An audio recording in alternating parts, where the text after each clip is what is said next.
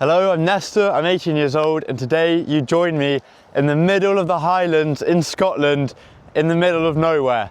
I'm at the most incredible camp spot, and I've just done my second night in my camper conversion. Now, this afternoon I'm planning on hiking up Ben Nevis, which is the tallest mountain in the UK. So I'm going to make sure that this is a speedy tour, partly because it's cold, but also because I've got to have enough time to get up there. So the car is a Skoda Fabia 1.2. Oh my God, there's a rainbow. Look at that. I mean, oh my days. That's nuts. So it's a Skoda Fabia. It's just about qualifies as an estate, so it is sort of a bit longer in the back. It's 1.2, so it's like 80 horsepower or something, so not a lot. So starting on the outside, I've got a full set of winter tyres on. These are sort of proper winter tyres. The person I bought it from was very old and believed that in England you needed to have winter tyres in the winter, so I had a whole set, which works very well for me, as after Scotland I'm planning on going to Austria and Slovakia and Slovenia. So I've got a roof box on the top, which has really two purposes. It stores my bike. I've brought my mountain bike with me, and it just about fits in there as long as I take off the wheels and the handlebar and one pedal. So every time I want to use it, I do have to build it again. I also store my gas in here for my stove. That way it's not going to leak into the car, and if I do get in an accident, touch wood, you know, the whole car is not going to blow up, just the roof box.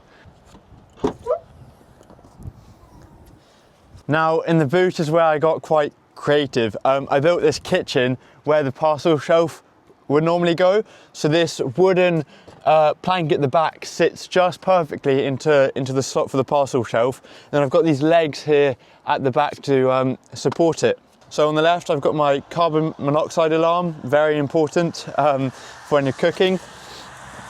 And the back here I've got a holder for my lights, so I can go like that.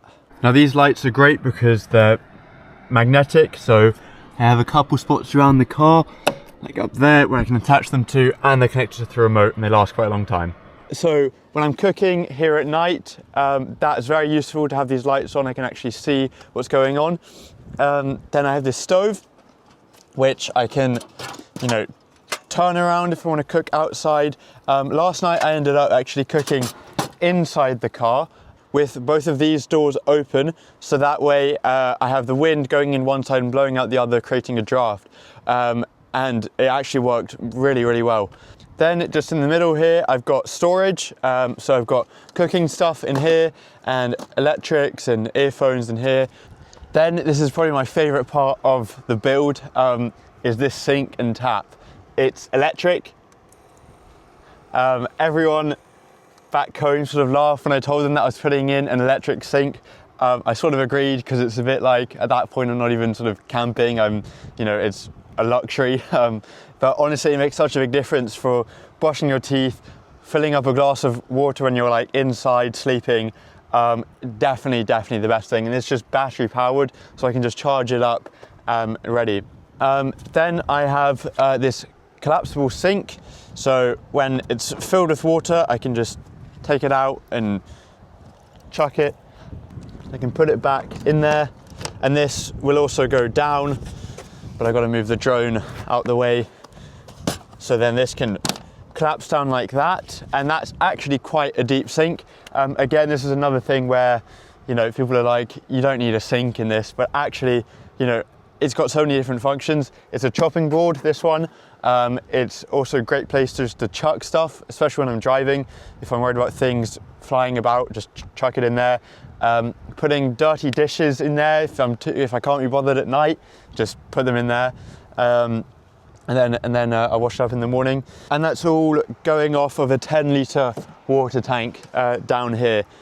Super easy to install. Down here I've also got my fire extinguisher. Now, as I mentioned earlier, one of the key design things for this camper was I wanted it to be able to sleep two people.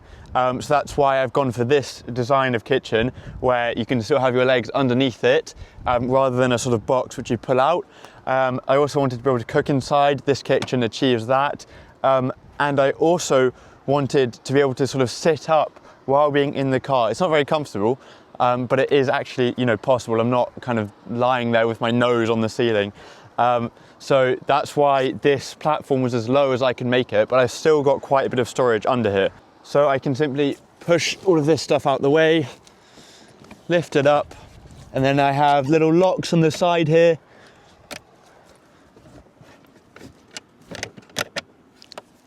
And there we go, I have access to quite a bit of storage. So in this box here, I've got all of my cooking equipment. I have some food as well. Then further back in here, I've got my sleeping bag. That's like a sort of winter sleeping bag. So if I want to go camping somewhere, I can go off and do that. On this side, I've got more food. You'll find that food is stuffed just about everywhere. I do like eating quite a lot. Then in here, I've got a fly fishing rod, a tenkara rod. It's basically just a pole and a line, which extends out, which is super neat. I've got some biodegradable toilet paper, and then I have two chairs as well for if I want to sit out with a mate. Now on the left hand side, I have a Tupperware box. This is really important. If I've cooked something and I want to save it for the next day, I can chuck it in there. And then this is my main food box. And you'll notice it's super easy to access everything because it's all in boxes. It just all kind of slides. And then behind that is a tent.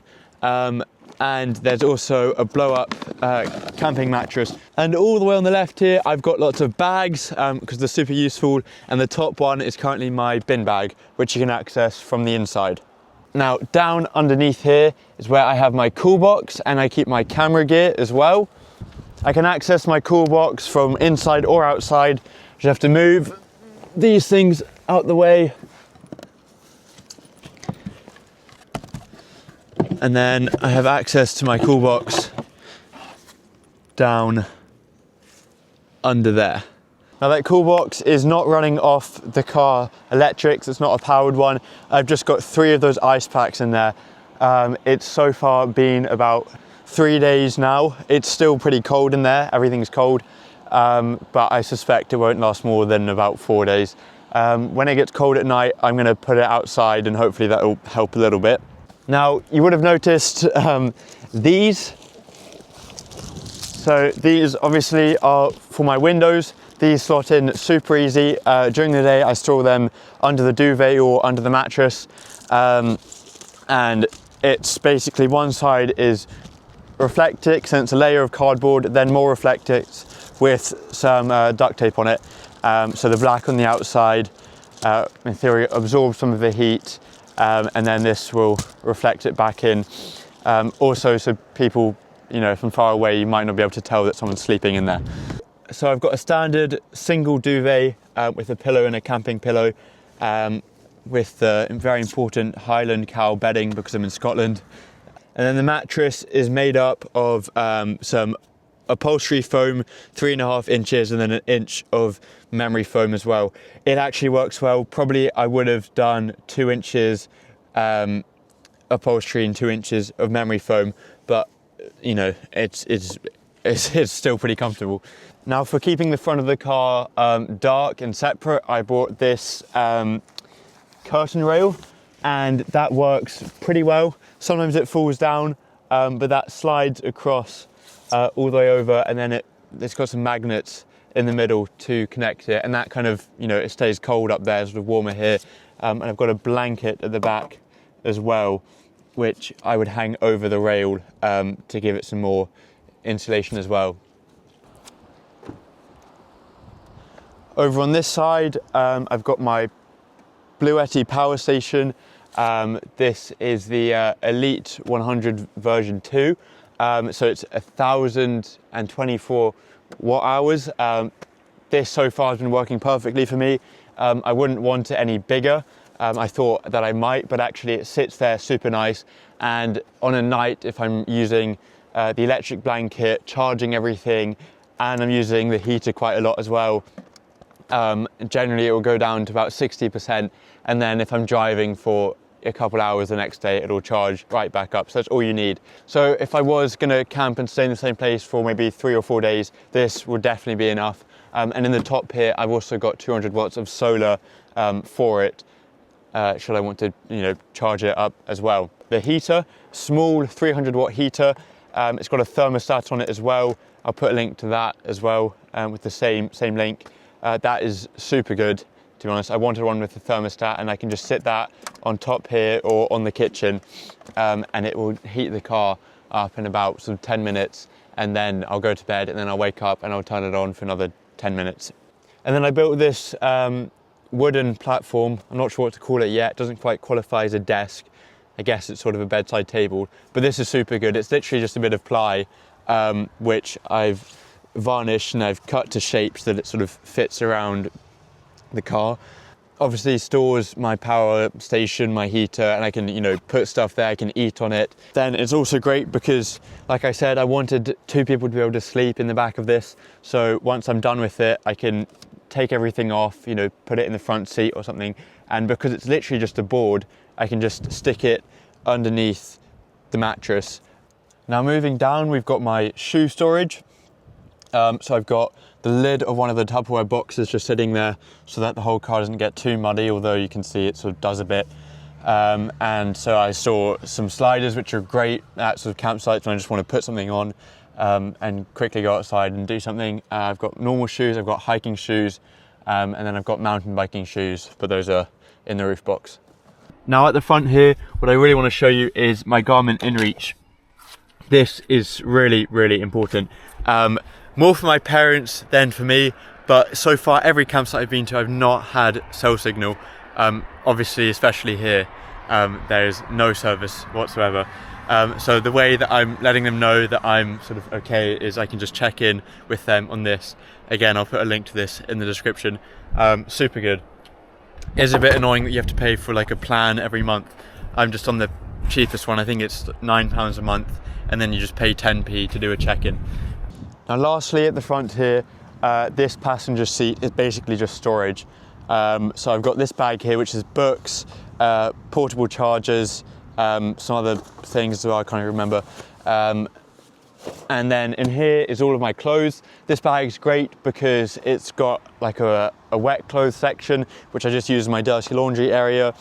Then down at the bottom here, I've got my hiking backpack, and there's even storage underneath the seat where I store my tyre pump.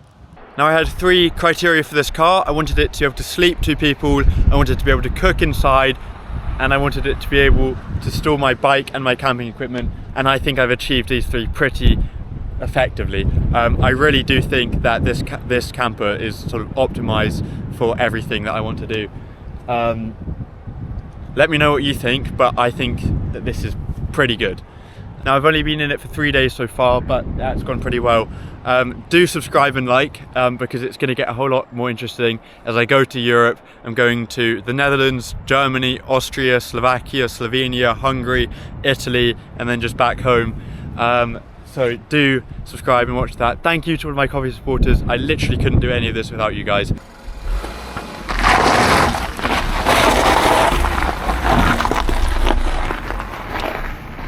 We just come back to the car, and on day 3 it's been broken in. Anyways, we've got the police coming, but they don't think that they can do anything because they say unless there's a suspect they go, because the problem is, yeah, I mean, because the problem, we've got the location of Valley's AirPods, and it's going to a house. If the people didn't find any money, that's what I'm thinking. They may have left it. That's what I'm thinking. There. So we're definitely gonna go. Yeah. We're gonna go and look.